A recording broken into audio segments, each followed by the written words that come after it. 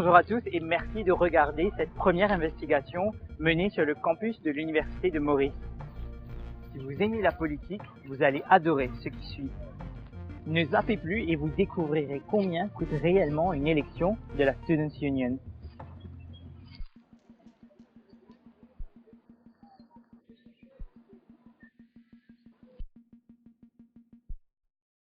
La Students' Union, instance représentative des étudiants de l'Université de Maurice, procède à des élections annuelles afin de constituer son comité exécutif. Une telle élection a eu lieu en novembre 2015, quand quelques 10 000 étudiants étaient appelés aux urnes universitaires. Il s'agissait là d'élire 4 office bearers et 7 représentants de faculté. À ces élections, candidats indépendants et partis politiques s'opposèrent afin de gagner le plus de votes. Durant leur campagne, ils ont presque tous investi de l'argent. Voyons d'abord les candidats indépendants. Ils étaient 9 lors des élections de novembre 2014 et voici combien ils ont investi dans leur campagne. Alors, en général, j'ai dépensé de les 900 à 1000 roupies. Les élections, on va dépenser presque rien. On va faire ni banner, ni flyer. Et tout ça, il fait moins un total de 8500 roupies. Dans l'ensemble, finalement, à peu près 2000 roupies. Environ de 5 à 6 000 roupies. On dépense près de 1500. Total environ 200, 4 000 roupies, 100 roupies. Total de 25 300 roupies.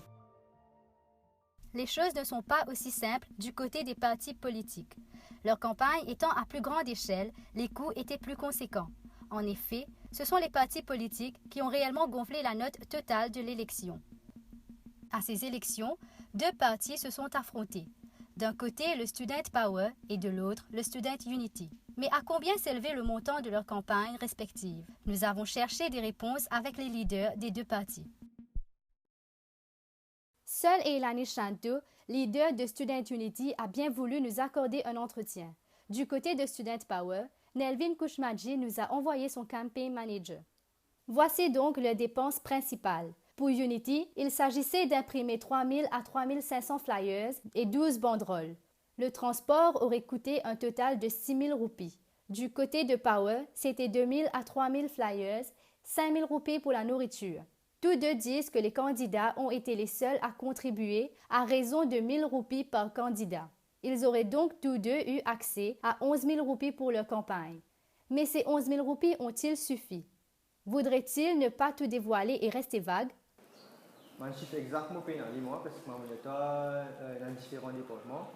Alors, de ça 11 000 là, c'est-à-dire un parti pour transport, un parti pour flyers, un parti pour tissu, pour banderole. Rester vague. Voilà donc la tactique de Unity et de Power. Essayons toujours. Un flex banner. Non. Tous nos banners au niveau de la toile. Nous banners sur la toile et la peinture. Donc le group banner jaune avec tous les noms des candidats. La toile et la peinture aussi. Banderole qui n'était vraisemblablement pas faite à la main. Mais passons, revenons aux contributions. Unity et Power ont-ils eu des dons et par qui? Au niveau de Unity, pas de contribution externe au campus. Ouais, c'était que les étudiants. Et nous ne prenons aucun l'argent en dehors pour, nous financer les trucs élections. Même son de cloche pour le campaign manager de Nelvin Kushmaji. Pas de student power, mais n'importe quelle équipe parti politique qui est dans le campus, je toujours gagner une proposition. Mais nous, au niveau student power, nous avons une code of conduct et nous pas vraiment accepter l'externe. Ce n'est cependant pas ce que nous avons découvert lors de notre enquête. En effet, selon un candidat aux élections de novembre 2015, Nelvin Kushmaji aurait reçu un financement externe. Écoutez. Côté Power, vous connaissez Jumla qui ne sont pas investis sur nous vraiment, mais du coup, qui ça, c'était une et un rough estimate, Gabriel. Mais tu gagnes un sponsor. Sponsorisé par quelques personnes qui involvent la politique nationale même.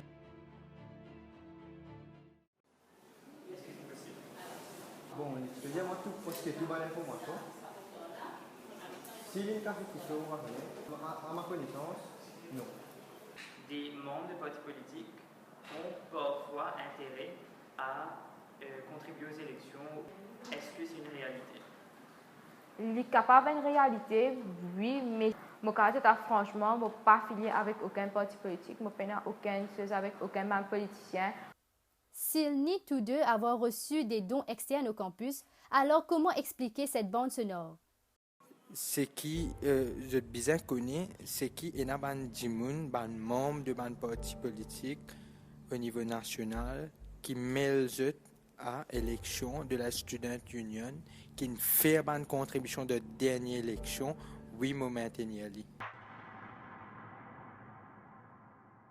Notre investigation pourrait venir confirmer le pourquoi du financement de candidats par des membres de partis politiques nationaux. En effet, la réponse se cache peut-être dans les UOM Acts Institute. Ces règlements nous apprennent que c'est au sein des candidats élus de l'Union que sont désignés les représentants des étudiants sur divers comités au sein de l'administration de l'université. Des comités où diverses décisions sont prises, comme par exemple l'élection d'un vice-chancelier. C'est donc probable que des partis politiques contribuent aux élections de la Student Union, et ce, afin d'avoir plus de pouvoir décisionnel au sein de l'administration de l'université. En effet, l'envers du décor des élections de la Student Union révèle bien des choses. Voilà comment presque 85 000 roupies sont mises en jeu lors de ces élections. Mais à vraiment savoir quelle source externe a contribué, pour quel montant et pour quel motif, voici ce qui pourrait être notre prochaine investigation. Merci d'avoir regardé ce documentaire exclusif et à la prochaine.